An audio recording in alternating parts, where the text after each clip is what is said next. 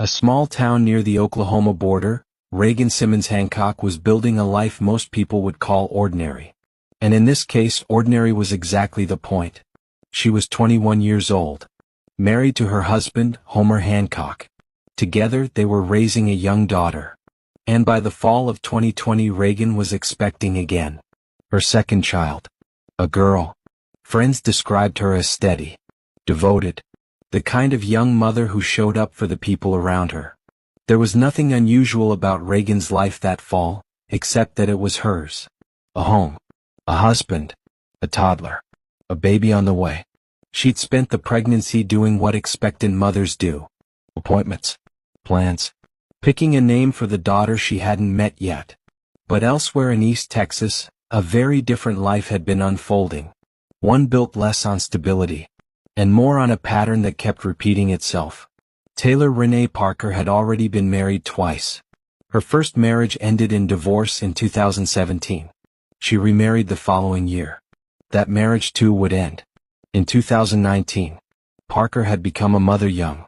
At 17, she had a son during her first marriage. For years, motherhood had defined how she saw herself. Then came a medical complication. An ectopic pregnancy. A failed procedure meant to prevent future pregnancies. The result was a hysterectomy.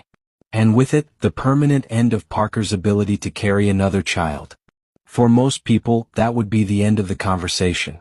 For Parker, it wasn't. During her second marriage, she reportedly approached friends. It didn't happen.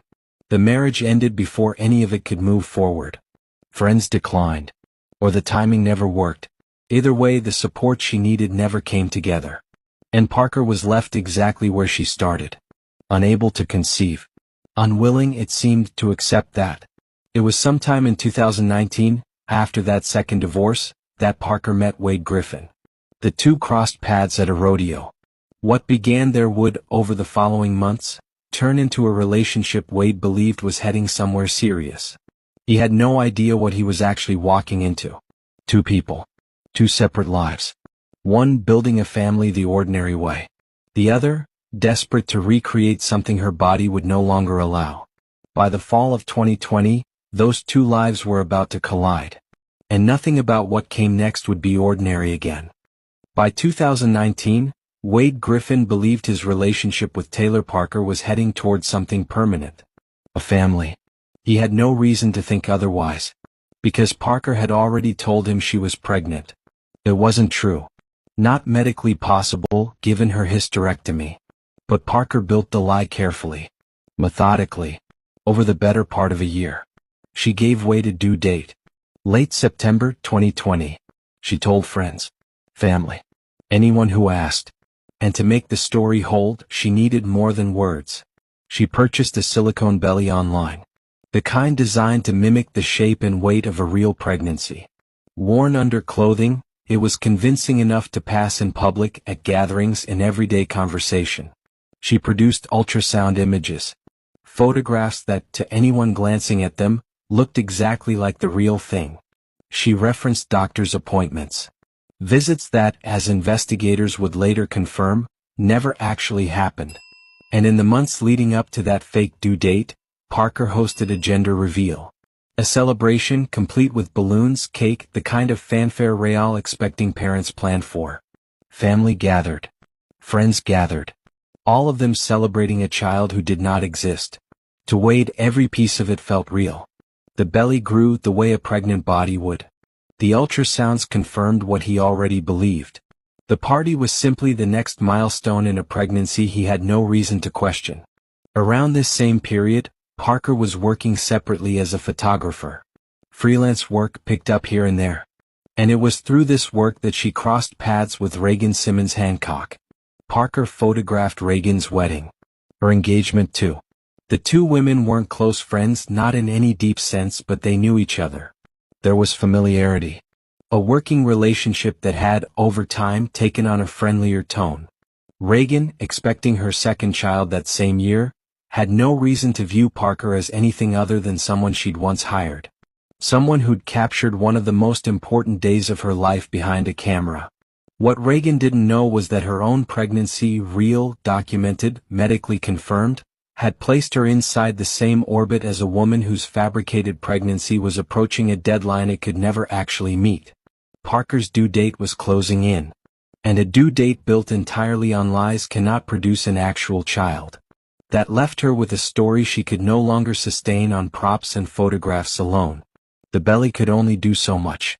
The ultrasounds could only convince people for so long. Wade was expecting a baby. And Parker had none to give him. 2 women. One bound to Parker through nothing more than a camera and a wedding day. The other running out of time on a lie she had spent the better part of a year constructing. What happened next would turn that lie into something far worse. In the 3 weeks leading up to October 9, 2020, Taylor Parker's behavior shifted in ways that would only make sense in hindsight.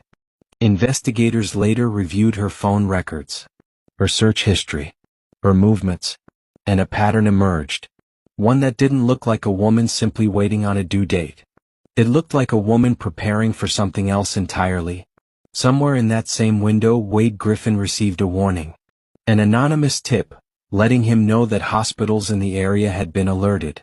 Word had circulated that Parker might attempt to take a baby that wasn't hers. It was a serious claim. The kind that should have changed everything. But Parker had spent the better part of a year building a story Wade trusted completely. The warning didn't fit the version of events he believed. So life on the surface continued as it had been. Behind the scenes, though, Parker's online activity kept escalating. Searches tied to early-term birth. Searches tied to delivery methods.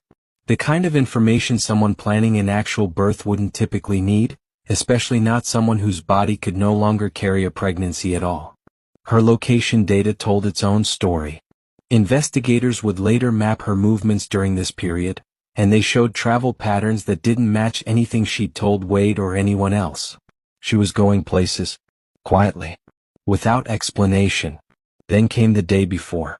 Crime scene investigators, reconstructing the timeline afterward, came to believe Parker carried out what amounted to a rehearsal. A dry run. A trip that placed her near where the crime would ultimately happen, less than 24 hours before it did. It wasn't random. It wasn't impulsive. Every piece of it, the searches, the travel, the rehearsal, pointed to a level of planning investigators would later use to argue this was no spur-of-the-moment act. By the night of October 8th, Taylor Parker's fabricated due date was almost out of road. The belly, the ultrasounds, the party. None of it could produce an actual child. And Wade was still waiting.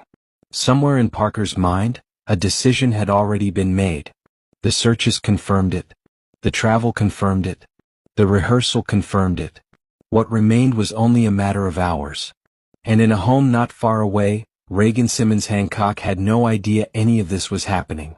No warning reached her. No anonymous tip. She was simply living the final ordinary day she would ever have. Morning was coming. And with it, everything Taylor Parker had spent weeks preparing for. On the morning of October 9, 2020, Taylor Parker arrived at Reagan Simmons Hancock's home in New Boston, Texas. The 2 women weren't strangers. Reagan let her in without hesitation. There was no reason not to.